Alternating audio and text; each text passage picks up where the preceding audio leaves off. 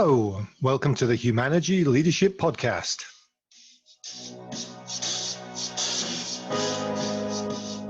I'm David Wheatley, and we're here to talk all things leadership.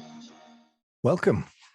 And this week, I just wanted to talk about a tool that came out of our 50 Do's for Everyday Leadership. And some of you may be familiar with the book 50 Do's for Everyday Leadership.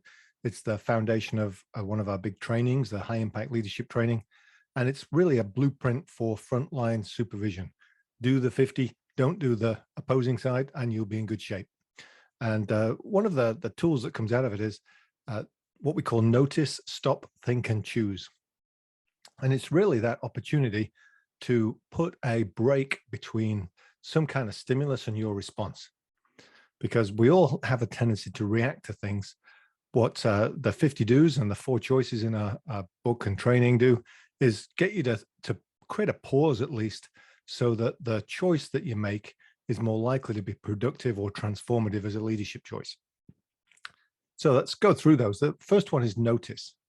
And the idea of notice is to notice your physiology, how you're feeling, what's your body telling you. We naturally have built in a fight, flight, freeze mechanism, which can pop up.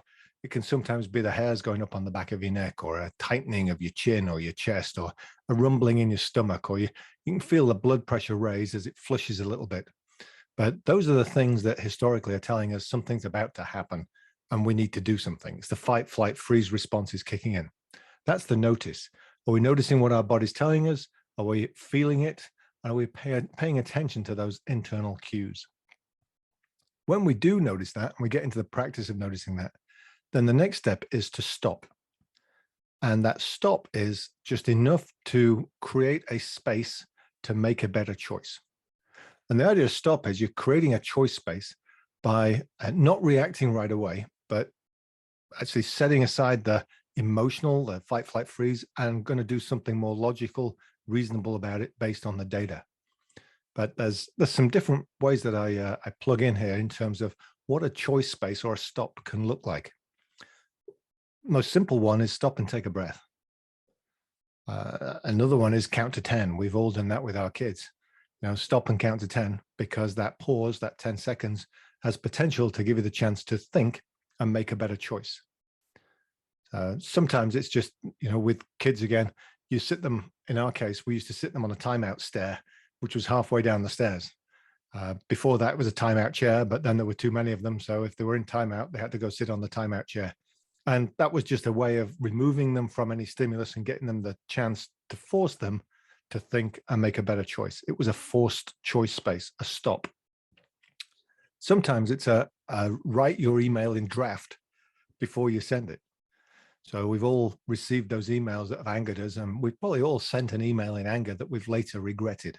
And that's the beauty of draft, is that's a choice space or a stop that says I can write my emotion, but I don't have to send it. And if I leave it a while and then come back to it, quite often I send something different to what I thought the first time when I reacted.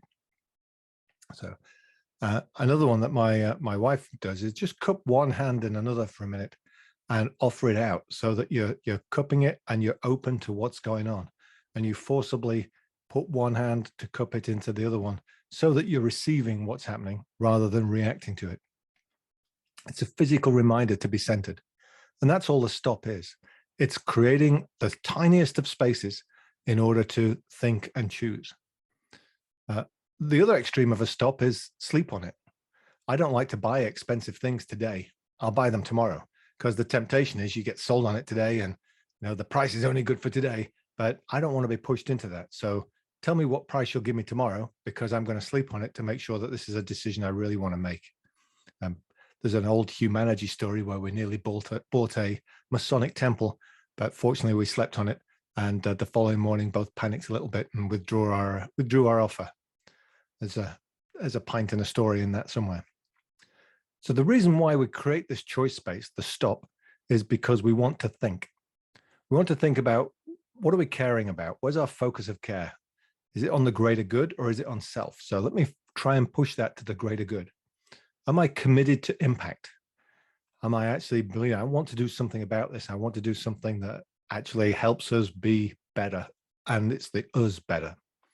So am I aware of my own and other people's emotions. If I'm tracking those things, then that space is letting me say, well, this is an emotional piece, or they're emotional.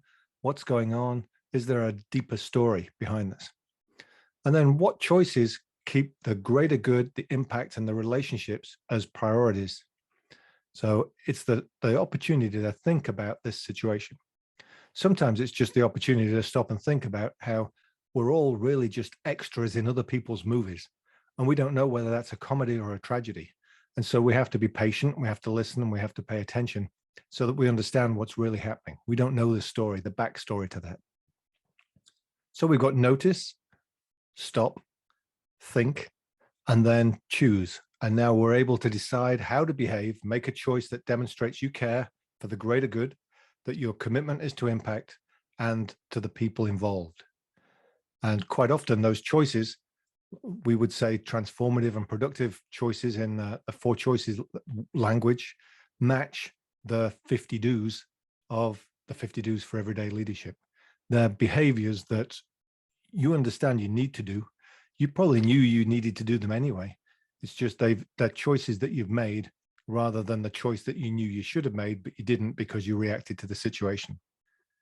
So again, when we feel ourselves, when we pay attention to our bodies, we notice when we're not quite centered, create a choice space so that you can think and choose. Now, there's some other choice space examples, some stops in there that have come out of the training that we've done. One of them, somebody once told me that it's funny how when you're in a difficult situation, how often you need to go to the bathroom. And people laughed in the group, but then they said, it's not necessarily that you need to go to the bathroom. It's just, it gives you a couple of minutes of space just to get yourself into the right frame of mind so that you can think and make better choices. The same goes for how often I might not have a pen when somebody's bringing me an issue. And I just say, give me a second while I go get a pen. And that short walk gives me the opportunity to get my head into the right gear so I can respond in the right way. I did this kind of work with a law enforcement department once, and one of the cops said he had to stop a choice space when he was driving to the scene of a traffic accident.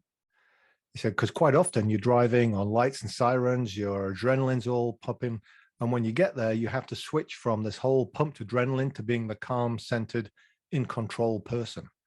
And he said how he does it, he gets out of the car on his cell phone. And he's got his cell phone to his ear and he's saying, yep, I'm here. Yep, yep. Okay, I will. And then he puts his phone away and he goes to the first witness and says, help me understand what's going on. But that few seconds that he's pretending to be on his phone is the time that he just breathes and gets his center back from the adrenaline rush of driving at speed to being at the scene. And it's not endangering anybody. It's just getting him into that place where he can act appropriately and for the best of the victims and the people who have been in the accident. And it's funny because the people who come rushing up because the police are now there just will give him that moment because they think he's just talking to the headquarters or whoever to let them know that he's arrived. But they'll give him that space. It's only 5-10 seconds, but it's enough for that center to get back. So we notice, we stop, we think, and we choose. You've been listening to the Humanergy Leadership Podcast. I'm David Wheatley, and we're brought to you by the book, What Great Teams Do Great, available now at all good bookstores. Thanks to Brian Spencer and Finkel for the music. Please share any feedback and suggestions. I'm available through humanergy.com. And go to iTunes, like, subscribe, and leave us a review so that other people can find us. In the meantime, until next time we meet, stay healthy.